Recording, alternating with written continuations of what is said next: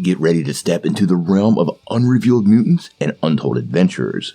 In a world where superheroes rule the box office, there's a hidden gem that remained buried for years. Until now. Join us on a thrilling journey as we uncover the lost masterpiece of the X-Men universe, a movie that was never meant to be seen by the world, from uncharted storylines to legendary casting choices. This is the behind-the-scenes saga you never knew existed. Brace yourself for a roller coaster ride through Hollywood's vault of secrets as we bring you the incredible story of the X-Men movie that almost changed everything. Now, before we dive into it all, make sure you hit that like and subscribe button and ring the bell so you get all the updates. Also, don't forget to check out that merch shelf. It's a great way to support the channel. And not only that, we've got some pretty awesome in-universe Marvel gear, including Weapon X Summer Camp.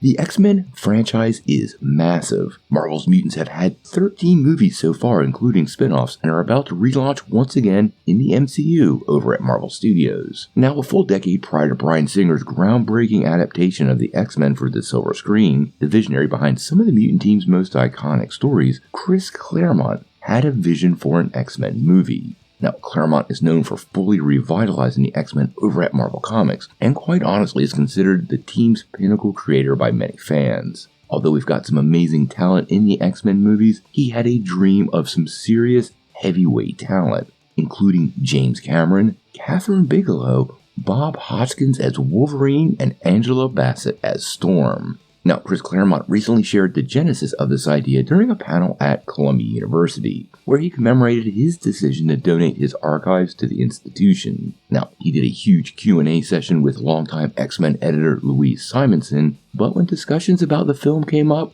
well, he had a twinkle in his eye. He mused, "James Cameron, Bob Hoskins, Angela Bassett, fanboy heaven. I would have been happy as a clam." Now, this isn't the first time he's talked about this, but Claremont has previously expressed his desire in that era to see Bob Hoskins play Wolverine and Angela Bassett play Storm. During this discussion, he delivered on why he proposed the adaptation by the then-married James Cameron and Catherine Bigelow that never materialized. Keep in mind, Cameron later won Oscars for Titanic, and Bigelow actually beat Cameron's Avatar to win the Best Picture Oscar for The Hurt Locker, so this was some big talent lined up for this project. Now, in the comics, Claremont emphasized that Wolverine's character was diminutive but fiercely animalistic, akin to a real Wolverine. He vividly recalled a scene in the 1984 movie Lassiter, in which Hoskins forcibly shoves open the door, confronting a much taller Tom Selleck, all while delivering a berating monologue. For Chris Claremont, this moment encapsulated the absolute essence of Wolverine. And I have to say, Hoskins at the peak of his career would have made an excellent Logan.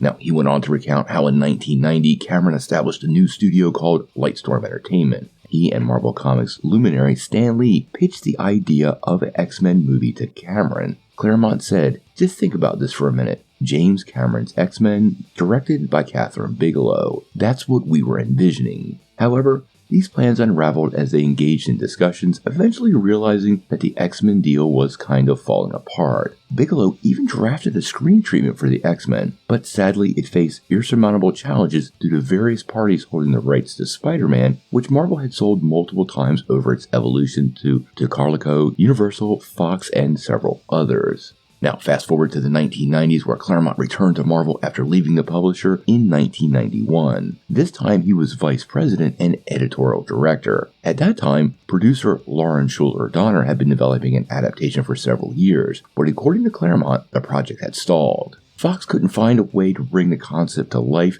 that made cinematic sense. So I wrote up a memo that was 4 pages long.